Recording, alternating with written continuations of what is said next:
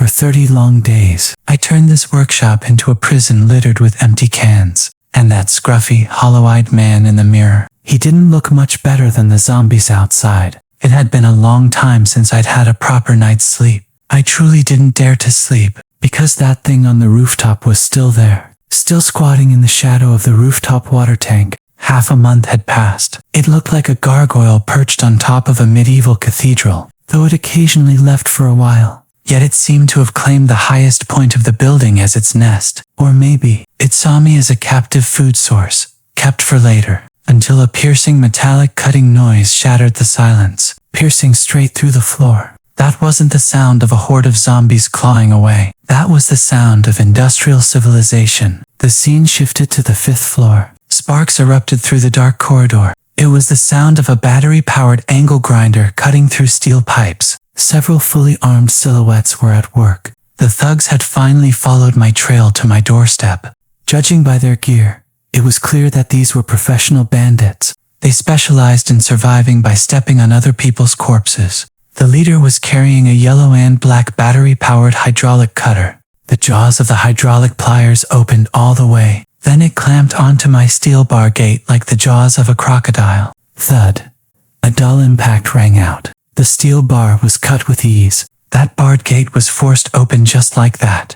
Then they used a cutting machine to prepare to breach the door. But this fire door, reinforced with channel steel, even the paint barely showed any signs of damage. He angrily raised the fire axe, then brought it crashing down onto the main door. But it was all in vain. The door didn't budge an inch. They tried prying the lock open, bashing it repeatedly, but it was still useless. He had clearly lost his patience. He took off his helmet, revealing a face packed with brutish flesh. Sweat trickled down along that vicious scar, rolling down his face. His eyes were filled with the killing intent of a man who had killed. He pulled several glass bottles from his backpack. Inside was what appeared to be gasoline. They weren't here to beg for food. They were here to slaughter. That door could stop a cutting machine, but it couldn't withstand an attack engulfed in smoke and fire. They wanted to use fire to force me out. Overhead was the evolved Grim Reaper. Below me was a gang of thugs, armed with heavy-duty tools. I was pinned tightly between them. Fine.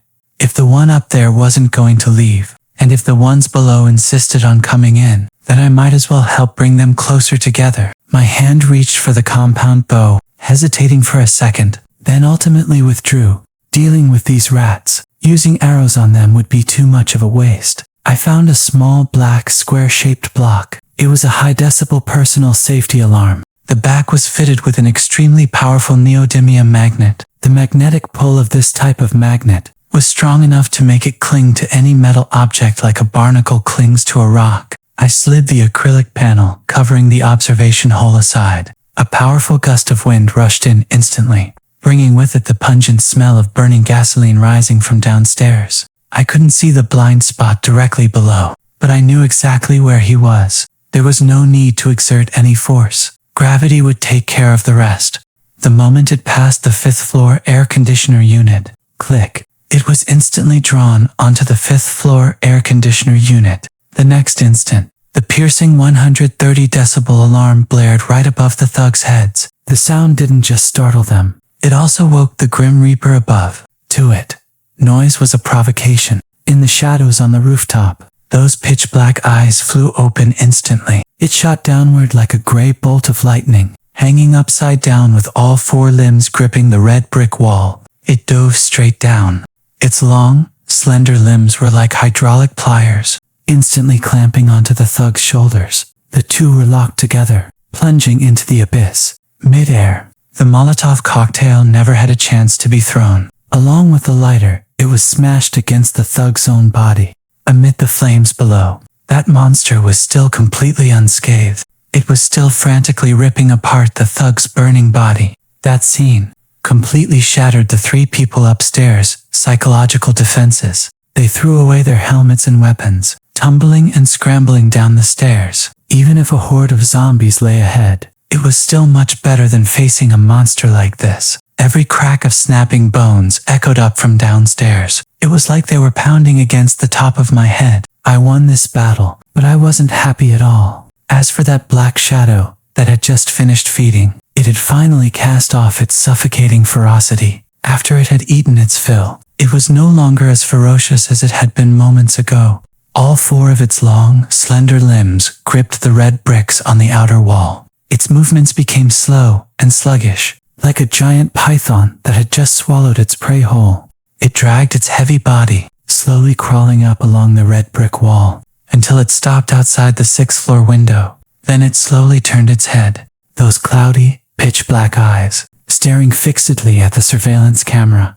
That look sent a chill down my spine. It had remembered this window, and it had etched me into its memory. That look was as if it were saying, "Thanks for the meal. What's next on the menu?" Looking at the compound bow that hadn't fired a single arrow, along with the battery pack that still had half its charge, it could be said I was in possession of the most coveted resources in the entire city. But at this very moment, I could only feel the bitter irony. These things didn't give me any sense of security. Instead, they were like gilded iron bars, holding me captive inside this cage. The 3 thugs who had narrowly escaped stopped at the street corner, staring intently in my direction, even though I couldn't make out their faces. But I could still sense it, on those faces covered with ash and soot, filled with undying hatred. It wasn't the relief of surviving a catastrophe. It was a warning from demons who had come to claim lives. Ahead, an evolved monster was lying in wait. Behind me were armed thugs who wouldn't stop until one side was dead. This safe house was no longer safe. It had become a gigantic magnet, relentlessly drawing in threats and malice. This battle, I won the tactical fight, but I lost the strategic war. The steel fortress I had poured countless hours and effort into building now turned into a coffin sealed shut. I looked at the map on the table. The outside world was hell, but staying here meant waiting to die. I knew it was time to leave this place.